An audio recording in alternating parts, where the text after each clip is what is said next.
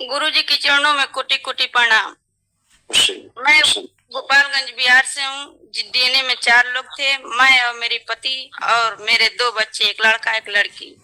बेटा देखिए, आज से तमाम कष्ट आपके सब नष्ट हुए, उनकी स्मृतियां भी नष्ट हुई और चक्कर लाने वाली स्मृतियां थी, अर्ध बेहोशी में रखने वाली स्मृतियां थी, सोते समय गंदे स्वप्न आते थे, सिजोफ्रेनिया की स्मृतियां थी, मतलब आने आवश्यक चीजें दिखाई देना, सुनाई देना, महसूस करना, कार्य से रुचि हो जाना, उच्चाटन हो जाना, आने आवश्यक तनाव, वो क्रोध कराने वाली स्मृतियां थी।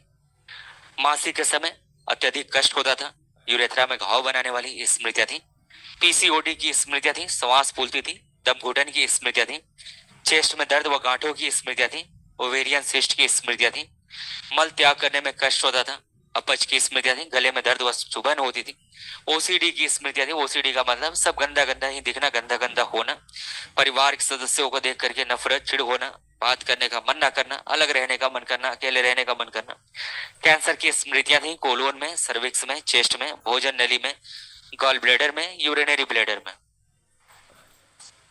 जी अभी इस वक्त हमारे ऊपर तनाव हो रहा है। तनाव नहीं हो रहा, पति के बारे में सोच रहे इसलिए तनाव हो रहा है।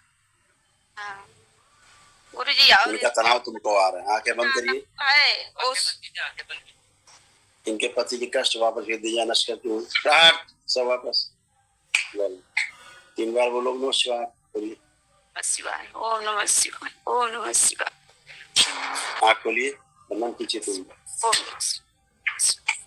अब कोई कष्ट चेक करो, अब कुछ नहीं है, चेक करो। दिमाग में पति घूम रहे हैं तो कष्ट भी क्या आएंगे। गुरु जी एक बात और पूछनी थी। गुरु जी अब हम दरबार से जुड़ गए हैं तो क्या है जीवतिया व्रत नहीं कर सकती हूँ? कौन सा व्रत? जीवतिया व्रत जो होता है पितरपक्ष में नहीं पड़ता है। भैया हमें इसके बारे में नहीं पता कौन सा व्रत करती हो। हम इतना जानते हैं कि व्रत करोगे तो अच्छा होता है, इतना जानते हैं। जैसे दरबार में हम आई तो हमको पता चला कि ये पितृ नहीं न्योता जाएगा शादी में और जीवतिया व्रत नहीं करना। बात सुनिए, किसने कहा तुमसे सभी? कोई यही औरत ने मुझे कही, हम बोले हम मिलेंगे गुरु जी से। जिस औरत ने कहा उसी के 3 घंटा मारना कर, ठीक है? तो हम बोले हम स्वयं। सुनिए, बात सुनिए, यहाँ कोई सूचना लेनी हो दरबार की सेवक उनसे बात करिए। अनावश्यक रूप से काम में लोगों से बात मत करिए। ये कोई कुछ घुमाएगा अपनी बुद्धि, कोई कुछ घुमाएगा तो पागल हो जाओगे, ठीक है? आपको जो पूछना है आप सीधे लोगों से पूछिए, दरबार के लोगों से जो दरबार में मौजूद है, सब आपको बताने के लिए, ठीक है?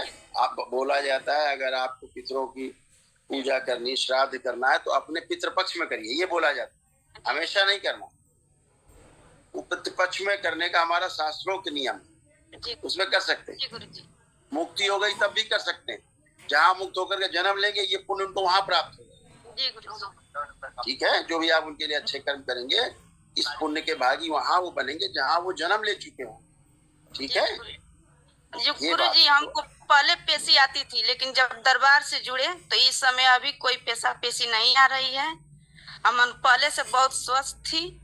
अब एक कोई श्रापित बात सुनो, एक कोई श्रापित देवी थी जिसकी तुम पूजा करती, वो कोई देवी नहीं थी, समझ गए? नंबर 1 की चुड़ैलिया थी जिसको देवी मान के तो पूजा किया करती थी, उसी कारण पेशा आता था।